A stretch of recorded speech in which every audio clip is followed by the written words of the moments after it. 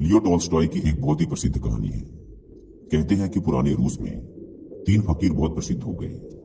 वे इतने प्रसिद्ध हो गए कि वहां का जो सबसे बड़ा पादरी था उसे उन तीनों फकीरों से बड़ी ईर्ष्या होने लगी, क्योंकि धीरे धीरे लोगों ने चर्च में आना ही बंद कर दिया था। चर्च से लोगों की भीड़ बिल्कुल गायब सी हो गई थी। अब सभी लोगों ने उन तीन फकीरों के पास ही जाना शुरू कर दिया था। वहां का प्रधान पादरी सोचता कि ये तीनों कौन हैं जो मेरे रहते संत बन गए, क्योंकि ईसाइयत में एक प्रथा है कि जब तक चर्च किसी इंसान को मान्यता ना दे दे तब तक वो संत नहीं बन सकता। पादरी बड़ा परेशान रहने लगा, क्योंकि लोगों में चर्च की लोकप्रियता दिनों दिन कम होती जा रही थी। लेकिन एक दिन तो हद ही हो गई। पादरी पूरे दिन चर्च में बैठा रहा, लेकिन एक भी व्यक्ति चर्च नहीं आया। पादरी के क्रोध का ठिकाना न रहा। उसने निश्चय किया कि आज तो उन तीनों फकीरों की खैर नहीं, आज तो मैं उन तीनों को सबक सिखाकर ही रहूंगा। वह अपनी पूरी पादरी वेशभूषा में तैयार हुआ। उसने सोने का ताज पहना, हाथ में प्रधान पादरी का प्रतीक वाला सोने का डंडा लिया और चल पड़ा उन तीनों से मिलने। वे तीनों एक बड़ी सी झील के उस पार रहा करते थे। पादरी एक नाव में बैठकर झील के उस पार पहुंचा। थोड़ा आगे चलने पर उसे एक बड़े से पेड़ के नीचे तीन सीधे साधे से इंसान बैठे हुए दिखाई दिए। वे तीनों पलथी मारकर चुपचाप उस पेड़ के नीचे बैठे हुए थे। पादरी ने उनके पास जाकर कहा, क्या तुम तीनों ही वो प्रसिद्ध संत हो जिनके कारण लोगों ने मेरे चर्च में आना बंद कर दिया है?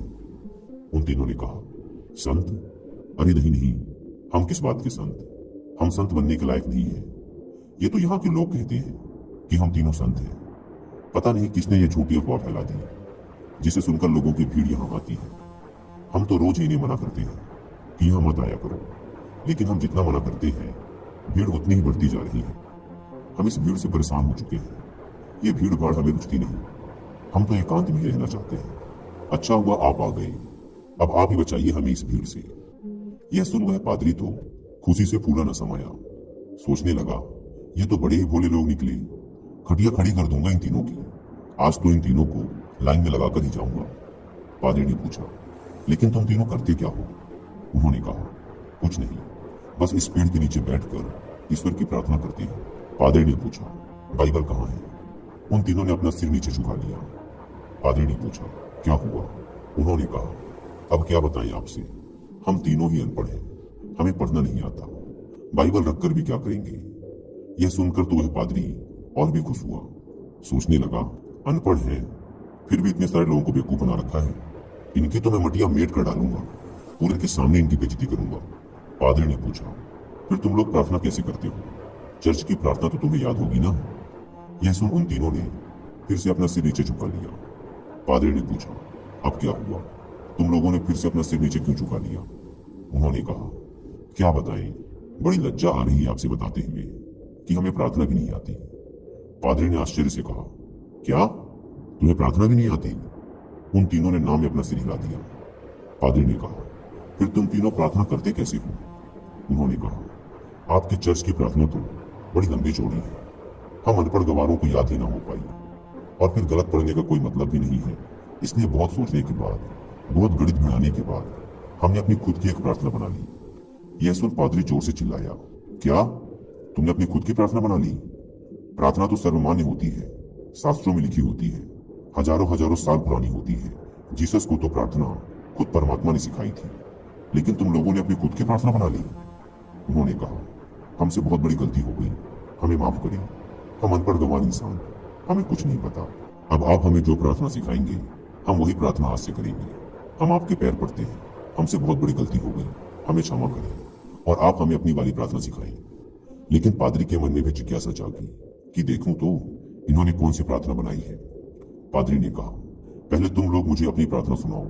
उन्होंने कहा, नहीं महाराज, हम अनपढ़ों की प्रार्थना का कोई मतलब नहीं। आप हमें और शर्मिंदा ना करें, आप हमें अपनी वाली प्रार्थना सिखाएं। लेकिन पादरी नहीं माना, इसलिए पादरी के बार बार कहने पर आखिर में वो अपनी प्रार्थना सुनाने के लिए राजी हो गए।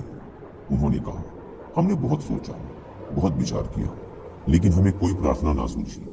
फिर हमें याद आया कि ईसाइयत में तो भगवान के तीन रूपों को माना गया है, इसलिए हमने इसी पर अपनी प्रार्थना बना दी। अगर आप हमारी प्रार्थना सुनेंगे तो हम पर हंसेंगे। इसके बाद वे तीनों चुप हो गए। पादरी ने कहा, अरे बताओ, नहीं हंसूंगा मैं।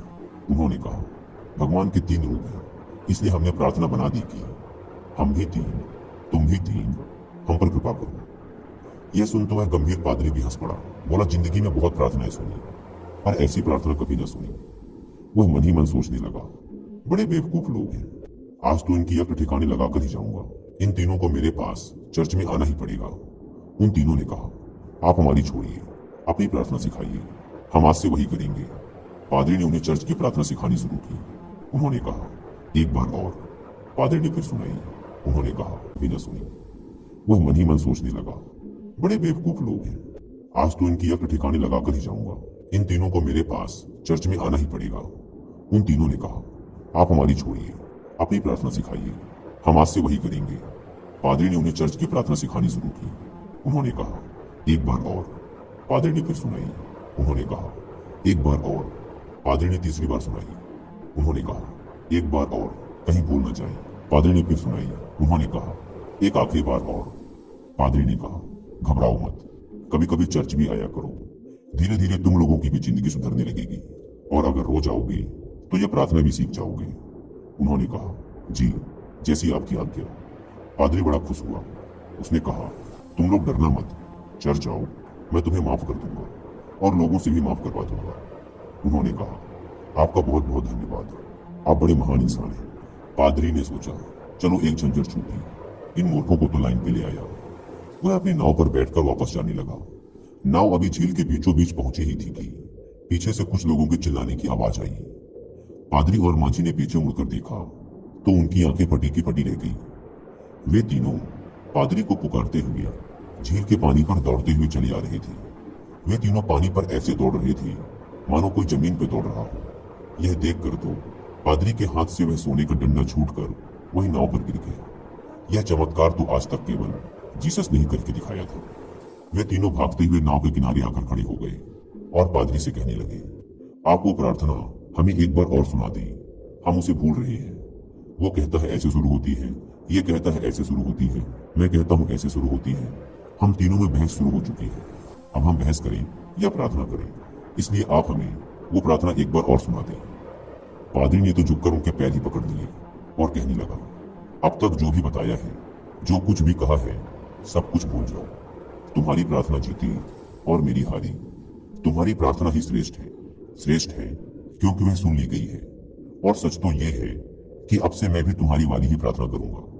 गलती तो मुझसे हुई है जो मैंने तुम्हारी प्रार्थना को कम समझा, जबकि कमी तो मेरी श्रद्धा, मेरी आस्था में थी, कमजोर तो मेरी प्रार्थना थी।